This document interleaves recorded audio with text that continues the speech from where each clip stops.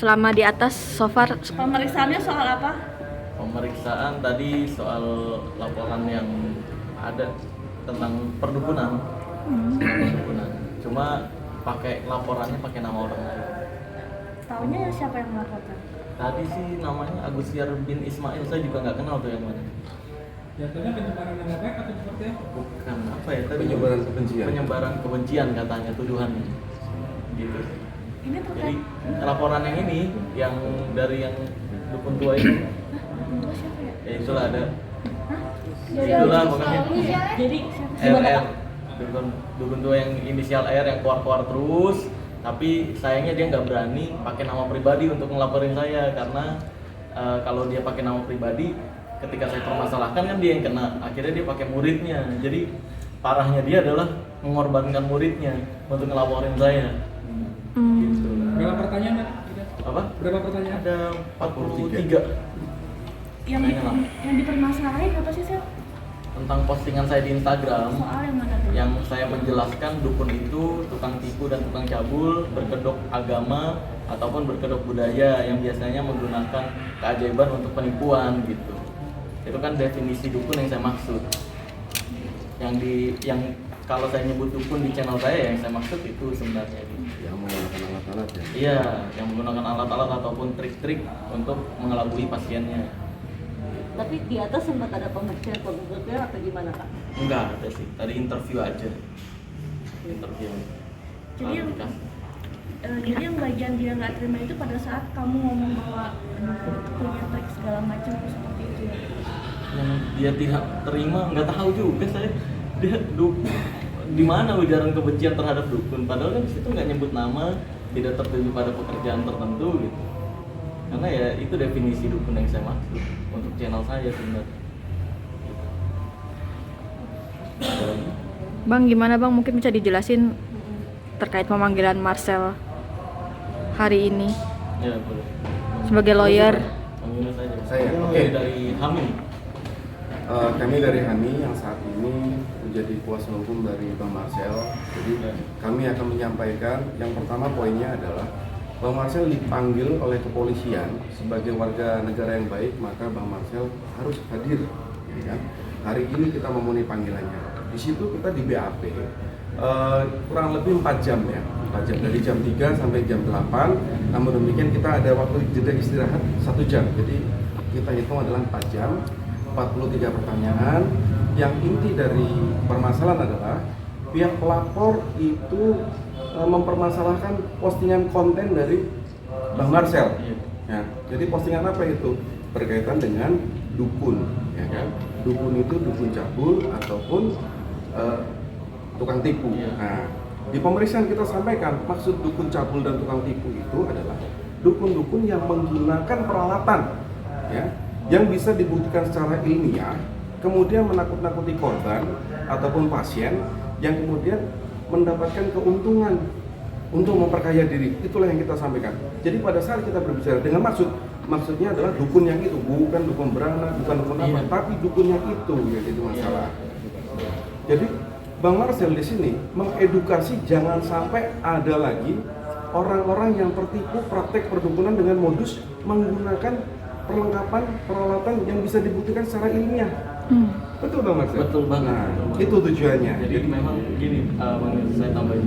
Di channel saya juga penonton saya nggak pernah ada yang menanyakan dukun beranak gimana Bang, dukun pijat gimana Bang, karena memang dukun beranak dan dukun pijat itu pengobatan tradisional, bukan dukun yang saya maksud tadi, seperti yang Bang Yunus jelaskan tadi kan. Gitu, karena semua orang saya yakin juga paham tentang hal tersebut.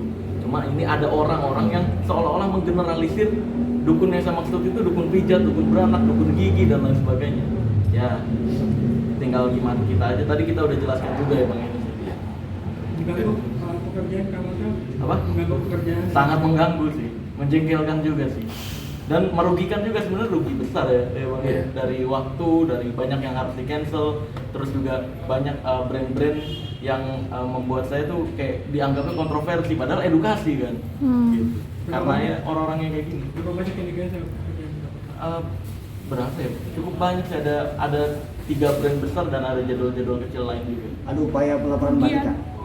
Itu nanti kita bicarakan sih. Bang, gimana tanggapannya kan tahun ini ramai diperbincangkan karena bermasalah dengan dukun-dukun di luar sana. Tanggapan Bang Marcel sendiri gimana? Tanggapan saya sih alhamdulillah edukasi saya jadi tersebar ke banyak orang yang tadinya nggak kenal saya kan jadi penasaran nih. Emang apa sih yang diedukasi Marcel nih? Akhirnya nonton ke channel saya Psalm Merah Productions. Akhirnya di situ banyak tuh yang nonton. Nah ternyata banyak loh dukun-dukun yang menggunakan trik-trik gitu. Ternyata yang selama ini dianggap hal goib itu bisa dijelaskan secara ilmiah loh gitu. Ya alhamdulillah. Tapi netizen ada yang bilang nggak kayak Bang, saya karena video edukasi aku saya sadar nih dukun begini. Sangat banyak banget. Tadinya saya percaya perdukunan bang. Tadinya ibu saya juga korban dukun gitu banyak banget.